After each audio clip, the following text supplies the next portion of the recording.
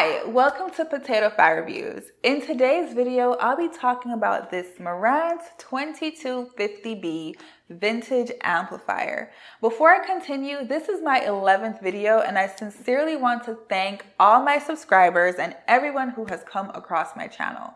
When I first started creating videos, I actually wanted this to be my first video, but I was unsure about how YouTube would work out. So, a few years ago, I was on an audio forum which had a poll to find the best brand of audio receivers from the 1970s, which is considered the golden era of audio. The brands that had the most votes were Marantz, followed by Pioneer, then Sansui. Then there was another discussion to find the best sounding Marantz. In the end, the winner was the Marantz 2230B. Since then, I went on a quest to find a Marantz 2230B in mint condition to add to my collection. However, I found this one, the Marantz 2250B, which was actually introduced in 1976, and it's estimated that about 3,700 were produced. I purchased it because of the history behind this specific receiver.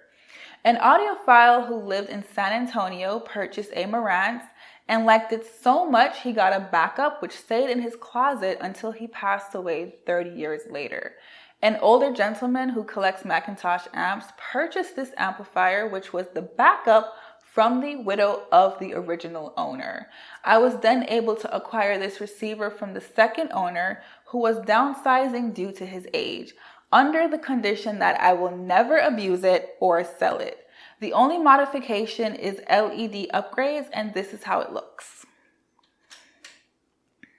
This receiver is of class A/B circuitry, rated 50 watts at 8 ohms, and was made in Japan. You can tell the difference between Marantz receivers by the name.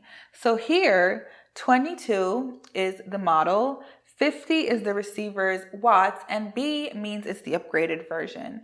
This receiver weighs 35 pounds and over 40 pounds with the cherry veneered wood case. It has a tone selector and additional controls for bass, mid-range, and treble. This is the loudness button, which actually says loudness, and it adds a punch to the sound, which I love. There is a built-in phono preamp and 3-line inputs, which are aux, tape 1, and tape 2. It has a slider for the balance control. And here are the two signal meters, and they work when using the radio. One is for radio signal strength and the other is for FM tuning. Here's the rear view of the 2250B. It has pre-outs, which can be used to connect a subwoofer and push-in speaker terminals, which means you have to use stripped speaker wires. I used an adapter here, which is basically a 5-way binding post to stripped wires. And this allows me to use my high-end speaker cables that has banana plugs on both ends. This is the AM rod antenna, and it's movable. Now, for the big question, how does it sound? Marantz is known to have a full warm sound with a wide soundstage and good instrument separation.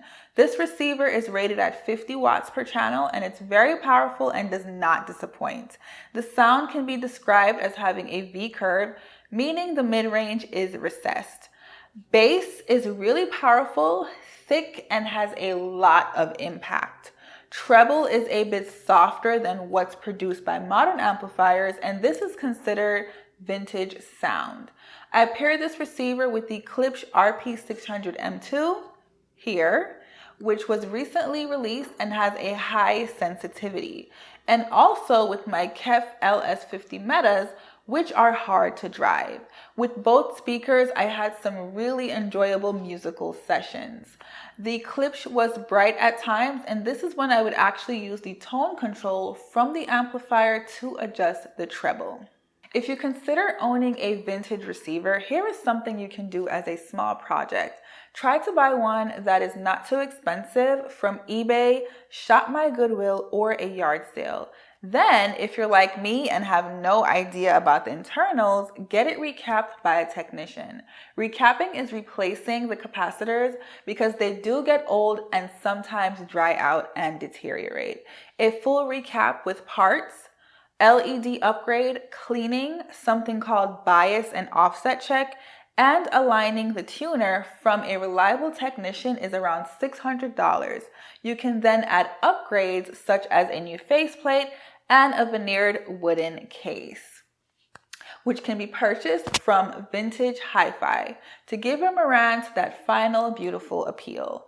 This receiver is almost 50 years old with original internals. I'm extremely fortunate to have one that does not need recapping as yet. If there is any kind of imbalance in one of the channels or any kind of distortion or fading in the sound, the receiver will need to be recapped. I'm actually still trying to acquire a 2230B to compare the sound quality, but I would like one with a bit of a history so it can be preserved. There is a Marantz 2270, but my passion is clarity and having a better sound than loudness. If you have any suggestions or info about vintage equipment, feel free to leave a comment. If you're new to my channel, consider subscribing. My aim is to make 1 to 2 short, direct videos a month. Until next time, cheers.